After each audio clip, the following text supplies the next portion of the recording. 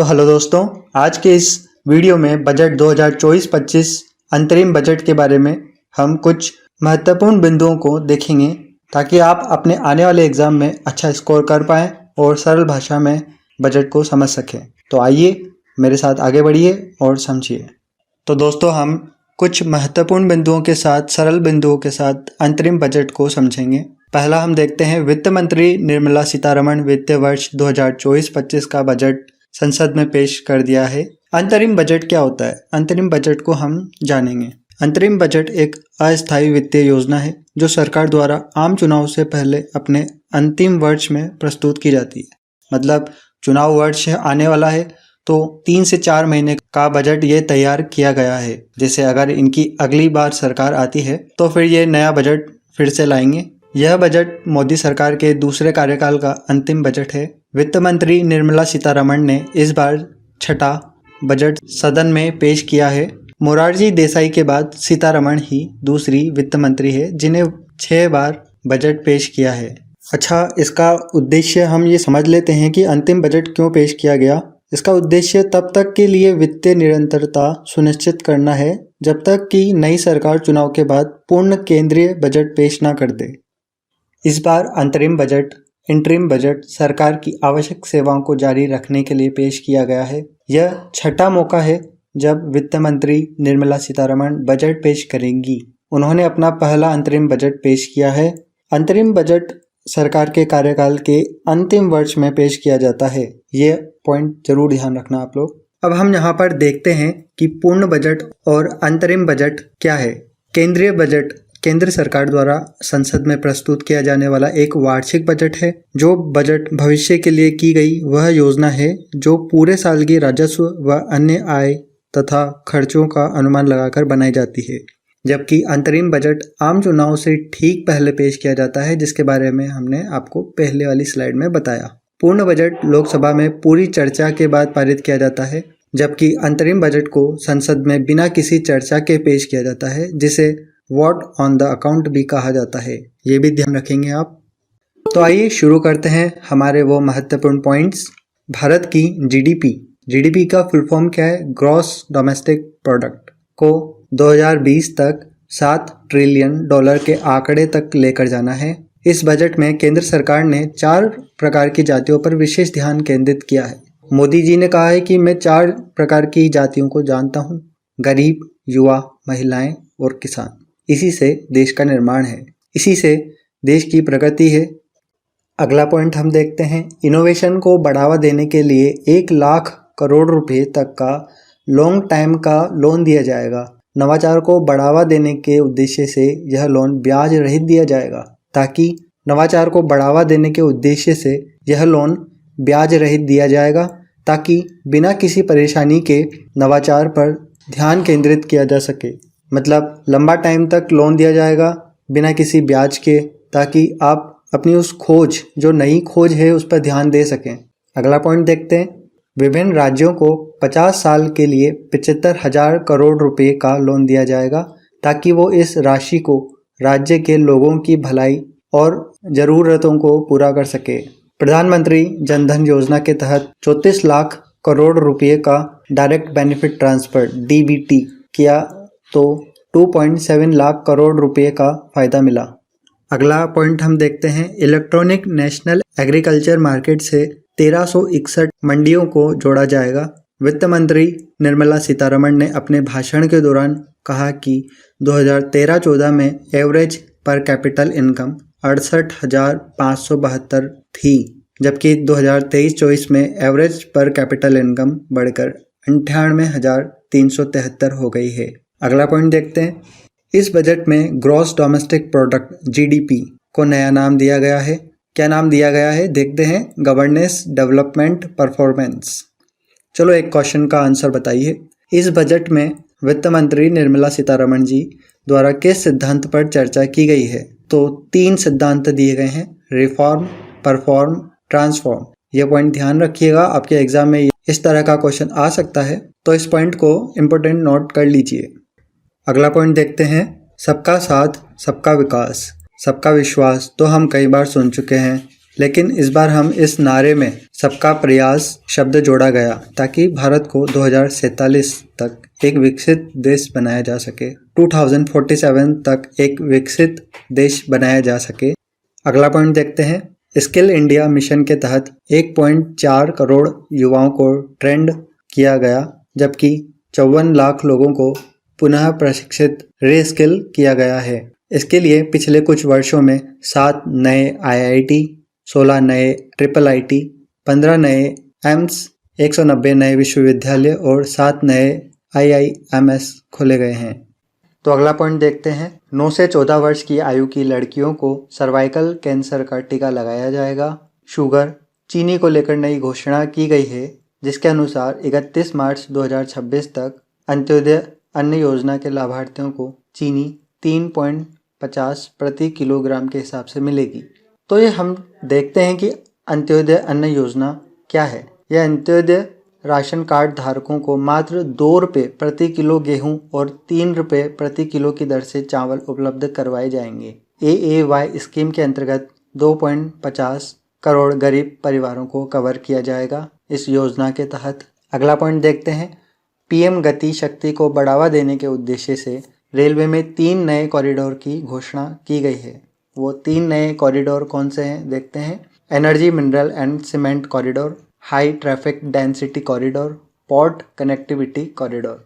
तो अगला पॉइंट देखते हैं। यात्री ट्रेनों में वंदे भारत ट्रेन के कोचों से प्रेरित 40,000 नए कोच लगाए जाएंगे। जो हम अभी यात्रा करते हैं उन कोचों में एक जगह नहीं होती है और उसका जो इंफ्रास्ट्रक्चर भी ठीक नहीं है। तो वंदे भारत के कोचों से हम प्रेरित होकर के नए कोच बनाए जाएंगे उससे प्रेरित होकर के। अगला पॉइंट देखते हैं।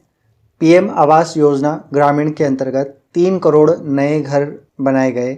इसके अलावा अगले 5 सालों में 2 करोड़ नए घरों का भी निर्माण किया जाएगा। तो अगला पॉइंट हम देखते हैं। लखपति दीदी योजना के अंतर्गत 2 करोड़ से बढ़कर 3 करोड़ महिलाओं को लाभ पहुंचाया जाएगा। प्रधानमंत्री मुद्रा योजना के अंतर्गत अभी तक 46 करोड़ का लोन दिया गया, जिनमें से 30 करोड़ का लोन केवल महिलाओं को ही दिया गया है। अगला पॉइंट देखते हैं। वित्त मंत्री निर्मला सीतारमण द्वारा पेश किए गए अंतरिम बजट 2024-25 में वर्ष 2047 तक 2047 तक भारत को विकसित राष्ट्र बनाने की बात कही गई है। इस अंतरिम बजट के अंतर्गत साल 2070 तक भारत के कार्बन उत्सर्जन को नेट जीरो करने का लक्ष्य दोहराया गया है।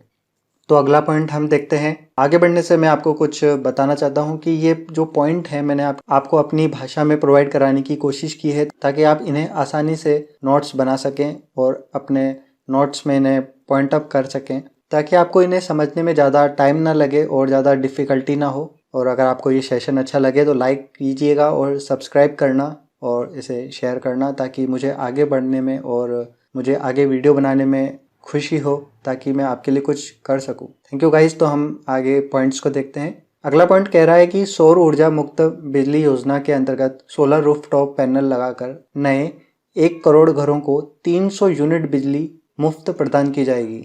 अगला पॉइंट देखते हैं। प्रधानमंत्री मत्स्य संपदा योजना के अंतर्गत 5 नए एकीकृत एक्वा पार्क स्थापित किए जाएंगे।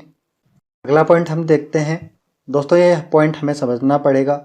जैसे रेवेन्यू रिसिप्ट्स 2024-25 और रेवेन्यू एक्सपेंडिचर 2024-25 के बारे में डिफ्रेंशिएट कर रहा है। रेवेन्यू रिसिप्ट्स क्या होता है? सरकार को जो पैसा आता है, किस तरह से पैसा आता है सरकार को? चालान से, टैक्स से, ई स्टैम्प्स से आदि ऐसे रेवेन्यूज जिससे सरकार को इनकम होती है। ये जो पैसा आया है 30 लाख करोड़ रुपए। और रेवेन्यू एक्सपेंडिचर के बारे में हम बात करेंगे, वह खर्च जो भारत सरकार को निश्चित रूप से करना ही है, सरकार को देना ही है, जैसे सैलरी हो गया, पेंशन हो गया आदि।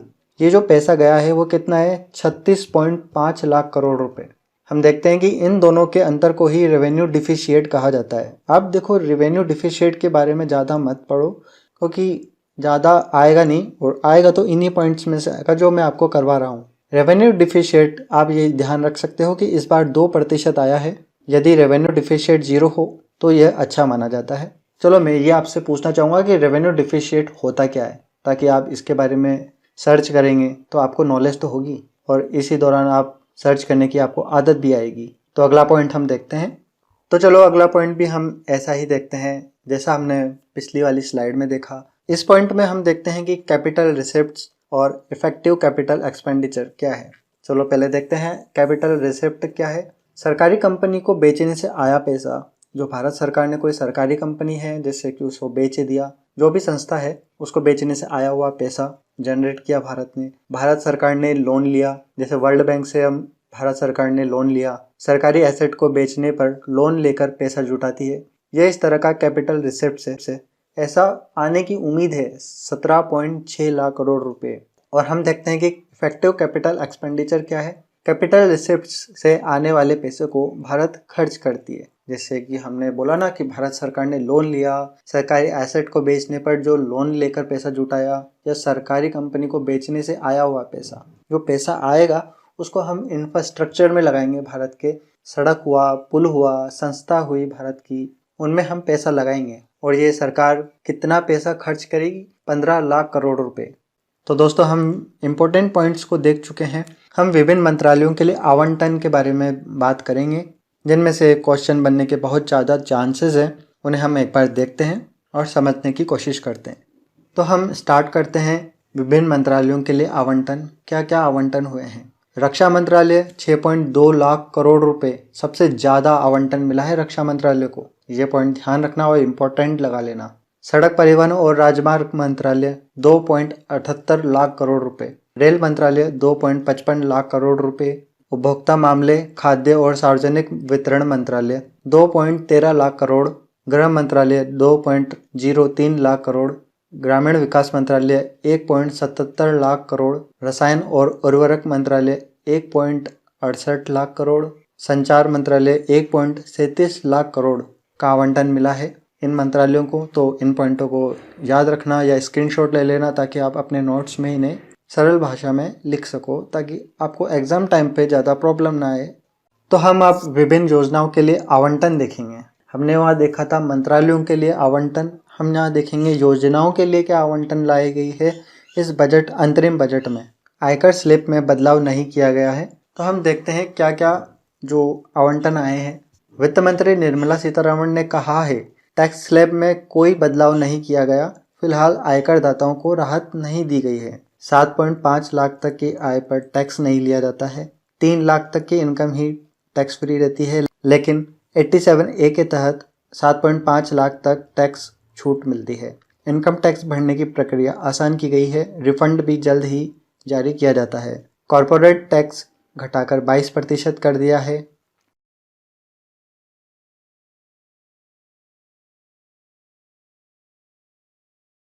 अगला पॉइंट देखते हैं। 2014 से 2023 के दौरान 596 अरब डॉलर विदेशी प्रत्यक्ष निवेश मतलब FDI आया।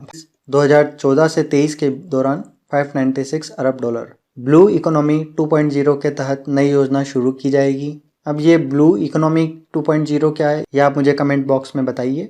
इलेक्ट्रॉनिक वाहनों को बढ़ावा दिया जाएगा। EV जो इलेक्ट्रिकल व्हीकल्स हैं उन्हें बढ़ावा दिया जाएगा। 50 साल के लिए 1 लाख करोड़ के ब्याज मुक्त लोन दिया जाएगा। मतलब 50 साल तक आपको 1 लाख करोड़ का ब्याज मुफ्त लोन दिया जाएगा। लक्षद्वीप के इंफ्रास्ट्रक्चर को बढ़ावा देंगे। जब से ये हमारा मालदीव का जो और भारत के बीच में जो संबंध बिगड़े हैं, उसके बाद में हमने हमारे लोकल जो एरिया हैं, टूरिस्ट एरियाज़ हैं, उन्हें इंफ्रास्ट्रक्चर को बढ़ावा देने की बात की गई है। मनरेगा के लिए 60,000 करोड़ से 86,000 करोड़ का बजट किया गया है। 25,000 करोड़ लोगों की गरीबी दूर की गई है। गरीब कल्याण योजना में 34 लाख करोड़ खातों में पैसे भेजे गए हैं। ये जो पॉइंट है मैं जो बता रहा हूँ वो क्या है, इस अंतरिम बजट में जो कुछ जो इस सरकार ने, जो मौजूदा सरकार ने जो बेहतरी के काम किए हैं, जो भारत के लोगों या इंफ्रास्ट्रक्चर को लेकर काम किए हैं, उनको बताया जाता है कि हमने ये काम किए हैं और ये हमने यहाँ यहाँ इंफ्रास्ट्रक्चर स्थापित किया है, हमने भारत को इतना स्वर्णिम और अग्रसर किया है। उन अपनी विशेषताओं को यहाँ पर बताया जाता है। तो आपको हमारा ये सेशन कैसा लगा बताइए। और हम इसी के साथ MCQs भी देख लेते हैं जो बहुत बहुत इम्पोर्टेंट है।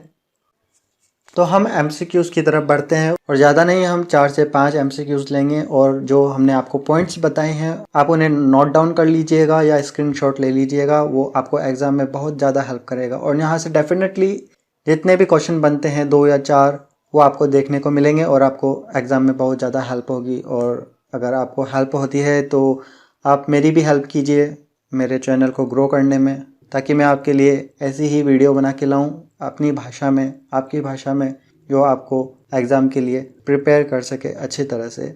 तो पहला क्वेश्चन देखते हैं, मनरेगा योजना के लिए 2024-25 में बजट के तहत कितनी राशि आवंटित की गई है? तो इसका आंसर होगा ऑप्शन सी। भारत की जीडीपी को किस वर्ष तक 7 ट्रिलियन तक पहुंचाने का लक्ष्य निर्धारित किया गया है? ये क्वेश्चन मैं आपसे पूछता हूँ, आप बताइए। नेशनल ग्रीन हाइड्रोजन मिशन को 2024-25 बजट में कितनी राशि आवंटित की गई है? ये जो क्वेश्चन मैं आपसे पूछ रहा हूँ ये इन्हीं पॉइंटों से निकले हुए हैं और मैं चाहता हूँ कि इनके आंसर आप कमेंट बॉक्स में दीजिए। जो क्वेश्चन है वो मैंने आपके लिए ही बताए हैं कि आपने इन पॉइंट से क्या सीखा। और लास्ट क्वेश्चन मैं आपके सामने रखता हूँ, 2024-25 बजट के तहत मनरेगा के लिए कितना बजट आवंटित किया गया है? तो ये आपके सामने ऑप्शंस हैं और आप अपना आंसर कमेंट बॉक्स में दीजिए। और तो आपको ये सेशन अच्छा लगा तो लाइक एंड सब्सक्राइब कीजिए और मेरी हेल्प करिए। Thank you for guys.